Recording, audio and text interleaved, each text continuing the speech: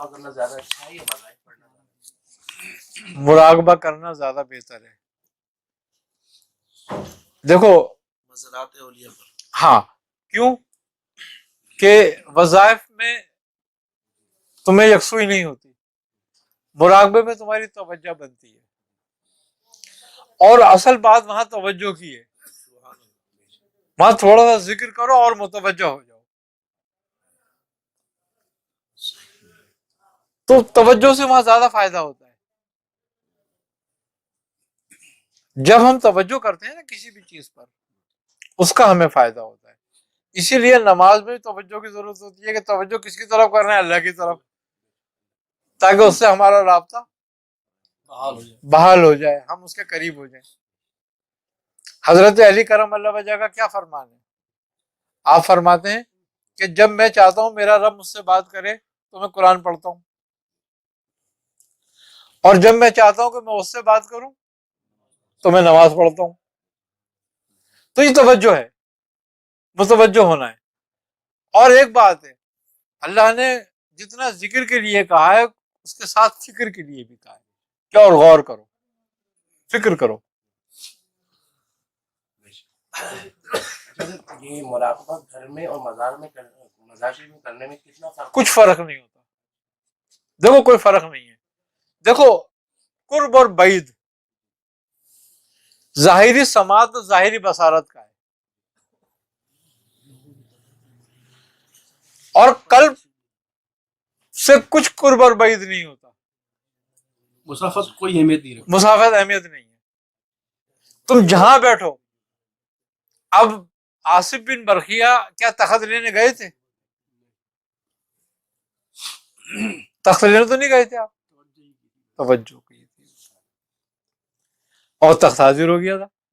تو جب تمہاری توجہ کامل ہو جاتی ہے اور تمہاری روح کی استعداد بڑھ جاتی ہے، وہ نورانی ہو جاتی ہے، اور تمہارا قلب نورانی ہو جاتا ہے اور اس کی کثافت دور ہو جاتی ہے، تو تمہارے لیے پھر اس روح کا اور اس روح کا رابطہ میں کوئی چیز حائل نہیں ہوتی، کیونکہ روح کے لیے قرب اور بعید نہیں ہے. جیسے تصور تمہارا کہ اس میں کوئی قرب اور بعید نہیں ہے، لمحے پہنچ جاتے ہو. تو یہی حال ہے. دیکھو جب مومن کامل ہو جاتا ہے تو حدیث میں ہے کہ اس کا ہاتھ، اس کی پاؤں، اس کی آنکھ، اس کی زبان، اللہ فرماتا ہے میں ہو جاتا ہوں. ہے نا یہ بات؟ جب اللہ اس کی ہو جاتا ہے تو اس کے مرنے کے بعد، اس کا ظاہری جسم چھوڑنے کے بعد بھی اس کی وہی حالت رہتی ہے، کیونکہ ظہور جو ہوا ہے تجلی کا وہ ختم نہیں ہوگی اب قیامت تک.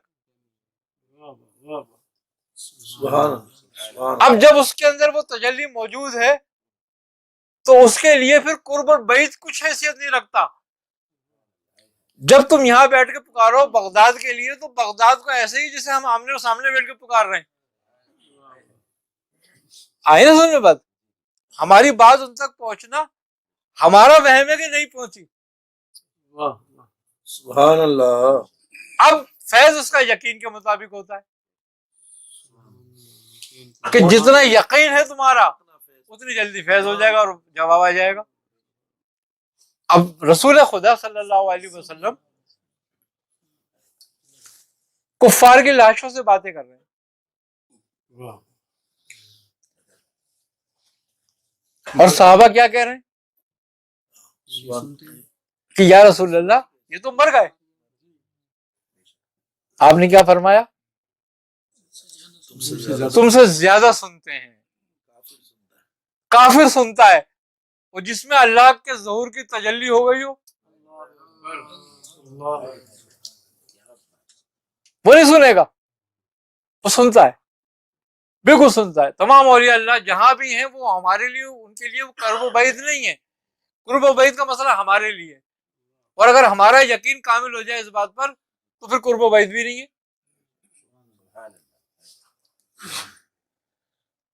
آئی نا سمجھ میں بات؟ اچھا اب تم چونکہ زبان سے پکارتے ہو، ایک چھوٹی سی بات ہے،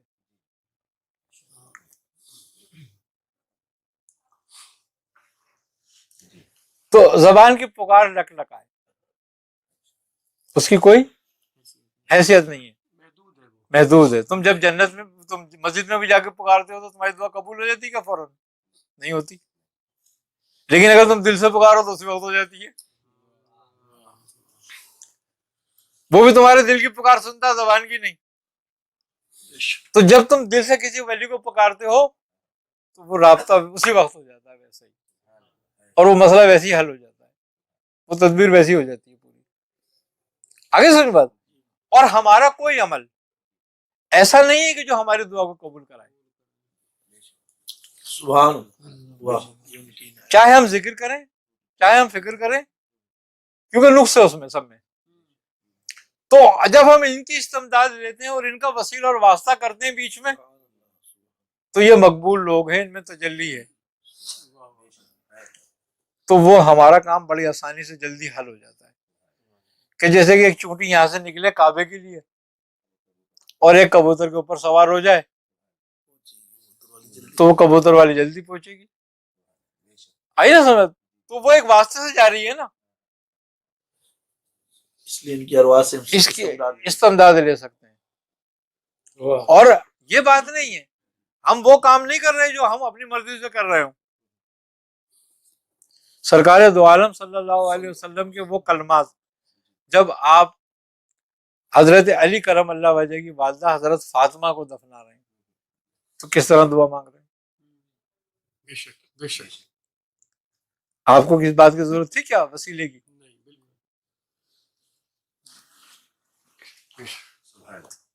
آپ نے انبیاء کو یاد فرمایا، آپ نے انبیاء کو یاد فرمایا اس وقت. تو ہم وہ کام نہیں کر رہے جو اپنی مرضی سے کر رہے ہیں، سیرت سے ہم وہی کام کر رہے ہیں سنت سے ثابت ہے، جو آپ صلی اللہ علیہ وسلم ثابت ہے. اب ہمارے لیے راہ کھل گئی کہ ہم انبیاء سے بھی مانگ سکتے ہیں، ہم اولیاء اللہ سے بھی مانگ سکتے ہیں. اور خوبی کی بات یہ ہے کہ قرآن ایک واقعہ بیان کر رہا ہے اولیاء اللہ کا. سورہ کہف میں کہ وہ لوگ جو اللہ کی راہ میں نکلے وہ کوئی نبی نہیں تھے، ان کے ساتھ ایک کتا ہو لیا، اس کتے کا اس کی وجہ سے ذکر قرآن میں کیا گیا، جنت میں اور جنت میں بھی جائے گا. اسی طریقے سے حضرت بی بی مریم، آپ ولیہ تھیں، ٹھیک ہے نا، حضرت ذکریہ کب سے دعا کر رہے تھے اپنے لیے، اور آپ نے آپ کے حجرے میں کھڑے ہو کے دعا کری اور قبول ہو گئی. اس سے یہ بات نہیں ہے کہ ولی کا مقام کچھ زیادہ ہے نبی سے، نہیں، یہ نبی کی سنت ہو گئی پیچھے والوں کے لیے.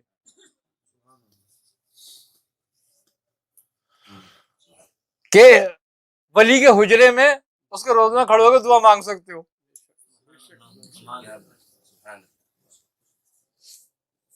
تو بات یہ ہے کہ استنداز لینا ارواح سے، اولیاء سے، مزارات سے، ظاہری ولیوں سے استنداز کرنا، مدد لینا کچھ گناہ کی بات نہیں ہے. قرآن بھی کہہ رہا ہے کہ اور اللہ اور اس کے رسول اور اس کے ملائکہ اور مومن مددگار ہیں.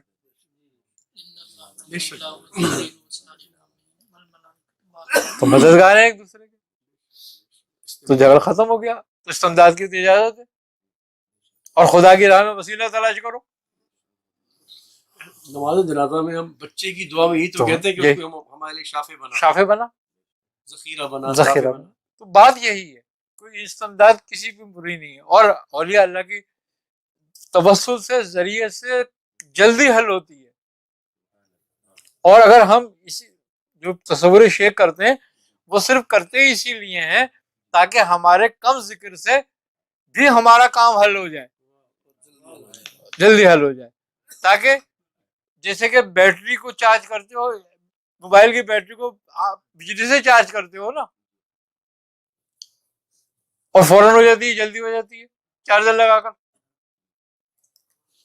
اسی طریقے سے ہم تھوڑا سا ذکر کرتے ہیں اور پھر ان سے استمداد کرتے ہیں، ان کو تصور کرتے ہیں اور متوجہ ہوتے ہیں، ان کے نور سے ہمارے قلب کو صفائی مل جاتی ہے. سبحان اللہ.